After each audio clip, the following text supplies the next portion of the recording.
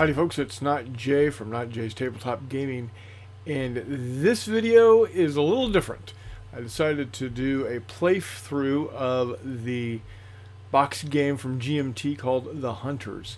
This is a solo game where you become the captain or commandant of a German U-boat, in this case in the fall of 1939, and do patrols where you hunt down British or Allied vessels and see how much destruction you can bring, all the while dodging aircraft and escorts and capital ships. So this particular video is a single mission. I do have a second mission of the same game in the pipeline ready to go. But I wanted to get this out to y'all right away. So if you've got any questions, let me know. If you got any comments, of course, always happy to hear from you. So let's take a look and see what the Hunters have. Once the boards are set up, we've got all of the information for the submarine, the different torpedoes that are going to be there, the ammo for the deck guns. We're trained crew. We're starting off as the lowest rank that can be the commandant of a U-boat. We figure out where we're going to patrol first, and to do that we roll on the U-boat patrol assignment. We'll take 2d6 and we will roll. So it's a 5. So we're going to come down here, and it's British Isles with an M. The M means that it is for a mine lane mission. I don't want to do a mine lane mission the first go round, so we're just going to call it British Isles, which is what most of them are going to be anyway. We're just not going to worry about doing the British Isle or the mine lane part. So let's go ahead and move this out of the way. And when we start with the British Isles, that means we will start, we can either start in the German ports or the French ports. Really doesn't matter because you're going to have 2 transit boxes anyway. So we'll go ahead and start off in Germany. And as you go into each of the boxes, there is the potential of something happening. So let's go ahead and figure out where we go. So we're going to roll once per travel box for a possible encounter. If no encounter occurs, nothing happens. Advance the U-boat to the next travel box and roll again. Exceptions: some travel boxes may contain an times 2 or times 3 indicator, which means that's how many times you roll. So the encounter chart is E1, and E1 is going to be right here. So in the transit box, we're going to roll 2d6s again. So let's go ahead and advance. We're going to roll, and it's a 3. Oh, lovely. Right off the bat, we have an aircraft encounter. We can see here in a transit box, we rolled a 3. It's an aircraft encounter. So when it's an aircraft encounter, there's this long drawn out process, but somebody did this, and it allows you to run through the encounter. So hopefully you can see this. We're going to do an aircraft, and we're going to roll for attacks through on chart A1. So let's find chart A1. Here's chart A1. And here's your die roll on 2d6. So let's go ahead. We want 6 or better to do a crash dive. And we got a 6. As you can see, 6 or more successful crash dive, no air attack. Since there is no air attack, let's go through the encounter. No air attack. Come down here, encounter rolled on special mission table. Let's see. No, encounter ends. So when the encounter ends, we move to the next transit box. All right. So we do the encounter again. Still in the transit box. A 2. So another aircraft. So again, we roll on the encounter, aircraft encounter. Now, we really didn't have any modifiers. Oh, except for it is 1939. So that 6 I just rolled becomes a 7. As you can see, as you go later into the war, aircraft become more deadly to the U-boats. So let's go ahead and let's roll. It's a 9, so it's a better than it's, and rounds up to it, goes up to a 10 with the modifier. So no aircraft. So now we're going to go into the British Isles box. Now once we get in there, we're still rolling on the encounter, but now we roll on this chart here. So what we really want is a 5, an 8. A 5 or an 8 would be great because there's no escorts. Let's go ahead and there's not going to be any modifiers. So let's go ahead and roll and see what we get. 2. It's a capital ship. Wonderful. So we go back to our encounter sheet. It's a capital ship. Roll for ID, and it comes with an escort. So we're going to look for chart T5. And we're going to see which capital ship. Man, we are not starting off great with U-42 with Wolfgang Ritter as the commandant. So here is T5. We're going to roll a D10. And this is going to tell us which capital ship we're going after. 9.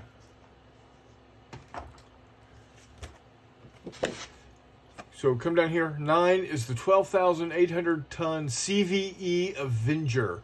So that's an escort carrier Avenger. Now, this is going to be interesting because what's going to happen is I have to make the choice of whether I'm going to abort the encounter. If I do, the encounter ends. If not, I have to go through the process. Let's go ahead and go through the process. That's what we're doing. Right now, I'm kind of just showing you how the game plays. I probably would abort the encounter just because I don't know how well this is going to go for me. So the next question is, I'm not going to abort the encounter. Is it an Arctic patrol? No. I'm going to roll for day or night. So it's going to be day or night. 1 to 3 is day. 4 through 6 is night on a D6. So we're going to roll here. Night is going to be better than day. So let's see what happens. A 3. Okay, it's day. So on the combat mat over here, we have the day-night area, and it's set to day. All right.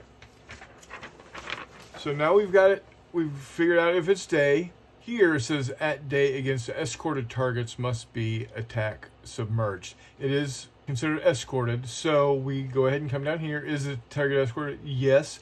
I select the range. Close, medium, or long, or no escort. I'm going to go ahead. See, if I choose close, I have to roll for detection. I don't want to have to roll for that because I've been rolling poorly, and I don't want to have to go through the whole, hey, am I going to get blown up or not? So let's go ahead and go with medium. Now we assign the torpedoes from one end of the boat. So I'm going to assign these torpedoes here. All right. Oh, I need to pull out my target. It was the Avenger. So let me find my Avenger token. Here's the Avenger. Okay, so here's my target. CVE Avenger. And it is got an escort. So we're going to go medium range. Where day, I have to be submerged because it is escorted. So day submerged, medium range on the Avenger with an escort. Assign my torpedoes. So what I will do is I will assign all the torpedoes I have. And those are going to come down here. If surfaced, nope. Roll for 2 torpedoes, all salvos. U1, U2, and U3 are the charts we're going to look at. Let's fill out this log sheet real quick. We're in the British Isles. The target is the Avenger. Her tonnage is 12,800. Let's go ahead and find chart U1. All right, so here's chart U1. I'm in medium range. If I roll a 7 or less on 2d6, it's a hit. Now, there are some modifiers here. It is day, so I don't have a -1.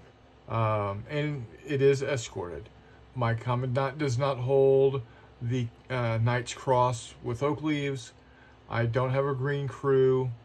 I don't have an all-generic crew, either KIA or severely wounded. The commandant isn't severely wounded. Second salvo torpedo is not it. The G7E, the electric torpedo at medium range. At long range is +2, or the commandant and first one officer are seriously wounded. I don't have to worry about any of that. So I'm going to go ahead and fire my first torpedo. And I'm needing a 7 or less to hit. 7 or less on 2d6 to hit. So let's see how it goes. That's an 8. That is a miss. Okay, next torpedo. That's a 7. That is a hit. So we're going to go ahead and bring it up here. We're not quite sure what it's doing just yet. Third torpedo. That is an 8. That is also a miss. Last torpedo. That's an 8. That is a miss. So not really great. So let's go to U2 and see if it's a dud or not. It's a G7A steam torpedo, 1939. So we're going to roll a 1 or a 2 to see if it is a dud. So we're going to roll a single d6. It's a 4, so it is not a dud. So it's going in. So now, the attack damage chart, we're going to roll, and it's going to have a torpedo. So what we need is that there's telling me I need 5 damage points to sink it. Well, unfortunately, we're not going to sink it because the most we can do is a 4 damage with that 1 there, with a roll of a 1. And there's no modifiers to this. But if it's damaged, I can follow and maybe lay in more torpedoes on it. So we're really looking for a 1 here. You know, you've ever heard of don't roll a 1? I want to roll a 1. Well, no matter what, it's going to take at least 1 damage. So let's see. A 4. 4 more is 1 damage. So it has taken a damage here. So let's go ahead and go through. Unused weapon type left. No. All targets sunk. No. Additional round. Yes, let's reload the torpedoes. So I can pull in from my reserves here. Let's go ahead and drop some electricals in, just in case. Okay, so it is escorted, so we do have to do the escorted detection. Okay, rolling for escort quality is actually a advanced rule that we're not going to worry about. So we're just going to go ahead and roll for detection. We're going to roll on the detection here on the E2 escort detection chart, rolling 2d6. And on an 8 or less, I am undetected. Let's see, I do have a +1 on my roll because it's a capital ship, and it's a +1 on the roll because I'm using the G7A torpedo during the day. So actually, I need to roll 6 or less here. Come on. And I rolled a 7. +1, that's because it's a capital ship. +1 because it was a G7A torpedo during the day. So that's a 9. I am detected. All right, so what does that mean? So since I'm detected, my U-boat submerges, and I roll for hits plus damage. So I'm now rolling on E3 and E4.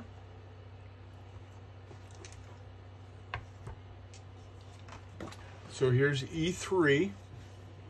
If I roll a 2 or 3, it's ineffective. A 4, 5, or 6, it's 1. 7, 8 is 2. 9, 10 is 3. 11 is 4. 12 is 5. 13 or more, the U-boat sinks. And I have these modifiers to look for. So I've got none of these are going to be, none of these modifiers are going to be in effect. So I'm looking for snake eyes here. I've rolled it once before, so let's see what happens. Oh, ow, 10. I'm taking 3 hits. Oof. 3 hits. So let's take a look at what these 3 hits are going to look like. Let's go ahead and use these tokens for now. So now we roll on the damage chart. So we roll 1d6 plus 1d6. Roll once for each hit taken from escort or air attack. Okay, so one die, the first die gives you this number, the second die gives you that number. So let's go ahead and take a look. We're going to use the white die is our 10s. The black die is the 1s. So first hit. So 24.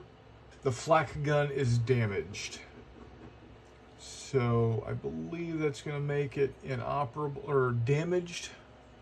So let's go ahead and let's take a look at the second.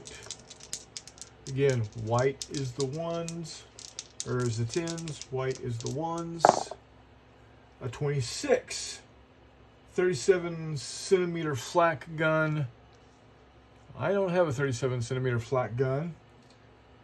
So since I do not have a 3.7 centimeter flak gun, that damage does not happen. It's ineffective. Last income. Again, white is the 1s, white is the 10s, black is the 1s. 52. Ooh, it's a whole hit.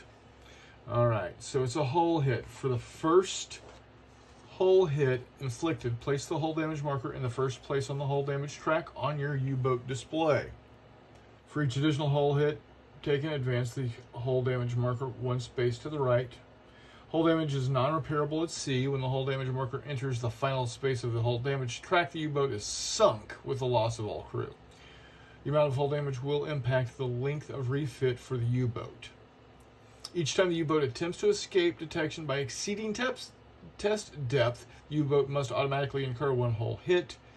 Advance the hull damage marker one space on the hull damage track. In addition, note the 2d6 roll, which would result in additional hull damage when the U-boat exceeds test depth. Okay, so there we are. All damage has been taken into account. So now, our next step. Okay, I have to roll for detection again. So now we're going to find E2 again. I've got a capital ship. I fired a torpedo during the day. I've been previously detected, so I'm now at a +3. So I need a 5 or less to get away. That's a 7. We go through this again. All right, so I've been detected. I roll for hits on E3 and E4. So again, I'm looking for a 2 or a 3. Again, I don't have any modifiers. So it's a 6. That's 1 hit. I've got 1 incoming hit. And there's an actual token for that. 1 incoming hit. So let's go ahead and see. Let's see the damage chart. Again, the white is the 10s, black is the 1s. It's a 12. Ooh, I've got flooding. Wonderful. So, for the first flooding hit scored, place the flooding marker in the first space on the flooding damage track. For each additional flooding hit taken, advance the flooding marker 1 space to the right.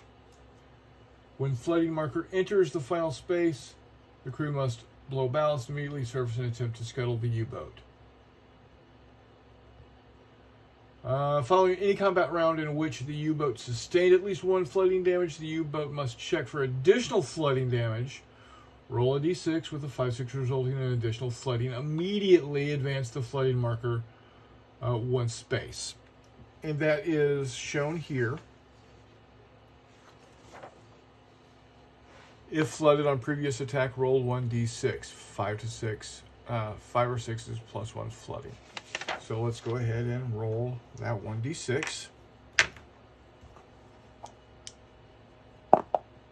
It's a 4, so I do not have additional flooding. So that's good. All right. We're going to roll for detection. I'm going to go ahead and exceed test depth at this point, which does give me a hull damage. But that helps. That does reduce me back down to just a +2 for detection. So let's take a look at, see if I get detected. I need a 6 or less here.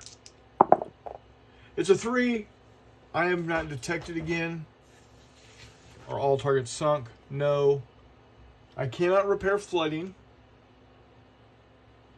I cannot repair hull. Right, so, and of course we've got this chart here. Okay, so it says here, place or advance flooding marker in box. When all boxes are flooded, U-boat must blow ballast, surface, or be sunk. Following a combat round, roll to check for additional flooding. Advanced flooding marker if the engineer fails to stop the flooding. When combat has concluded, remove the flooding marker. So we've already done that. We've already done that roll. I can remove that flooding marker. That's no longer an issue for me. Now, again, hull, we can't do that at sea. I'm stuck with that damage. Let's go ahead and take a look at the flak gun. It cannot fire following combat. Attempt repair for each damaged flak gun. On a 1 or a 2, it's fixed. On a 3, 4, 6, it becomes inoperable. So we're going to take that D6. On a 1 or a 2, we got her fixed. We put her back on the pintle, something like that. I don't know. Oh, and it's a 4. It is inoperable. That's no bueno. That's no bueno. She's no longer able to shoot. All right. So, we've gone through repair. Do I want to follow? No. I'm going to let her go away. This escort business is for the birds. Encounter ends. All right. So we're going to let the Avenger go on her merry way. We put a shot into her.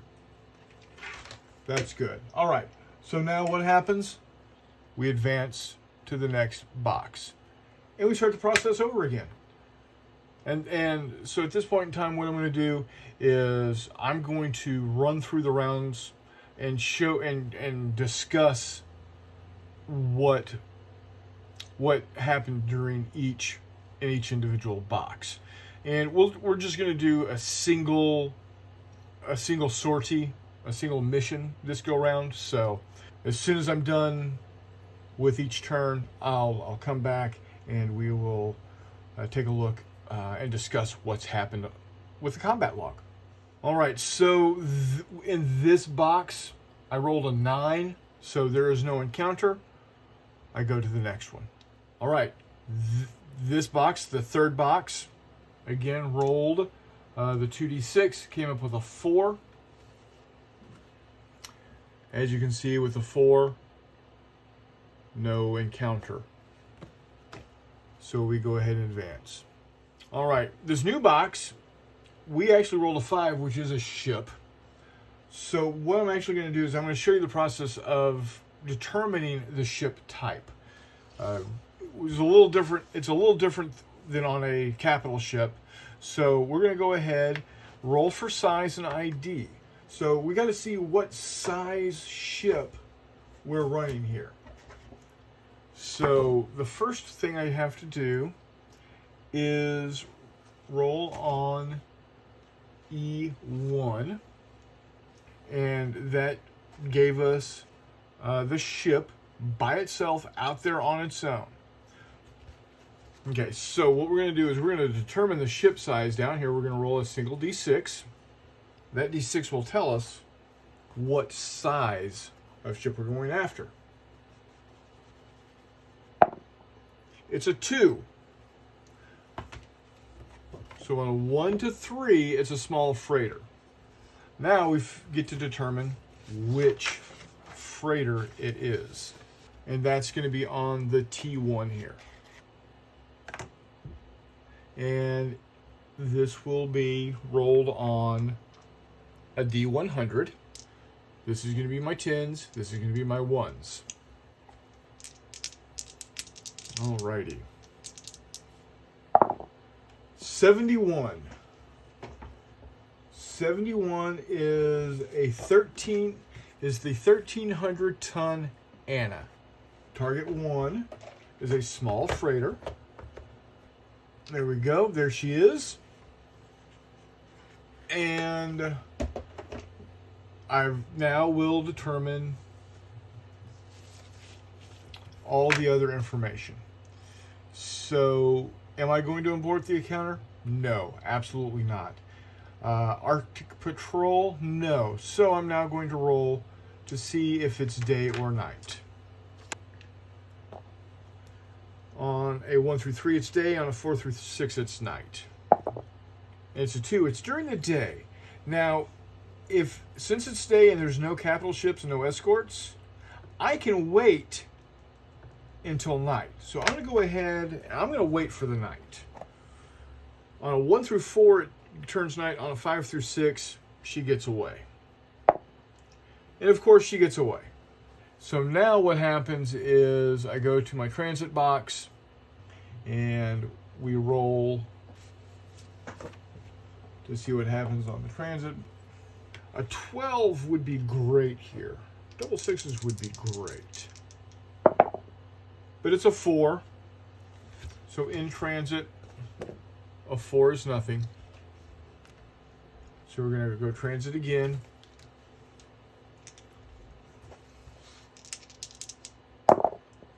And it's an 8. An 8 is nothing. So we get back to port. This was not considered a successful patrol because I didn't sink anything. So the amount of time it's going for me to resupply and refit is based here. I've got one additional month. So I come back on, I don't think I did this exactly right. So what we're going to say though is I come back out on January 40, January of 1940. There you have it. Turn one of the hunters. Really not, they're not turns with this game. It is a continuous movement throughout. But it was the first mission, the first sortie. I played two, but I wanted to break this up. So I've got this first one showing you a couple of the different things that go on with the game. Mission 2 gets a little more in depth. We actually run across a convoy, and we'll see how that turns out. So be on the lookout next week for the second video of the Hunters. We'll get back into some of the other things that I've been doing before, maybe some Galactic Heroes, maybe some ship painting. We'll have to see, but I wanted to break it up. We will definitely be getting back to World War 85 as we move into February, so just going to keep going and see what happens. And until the next time, we'll see you on the flip side.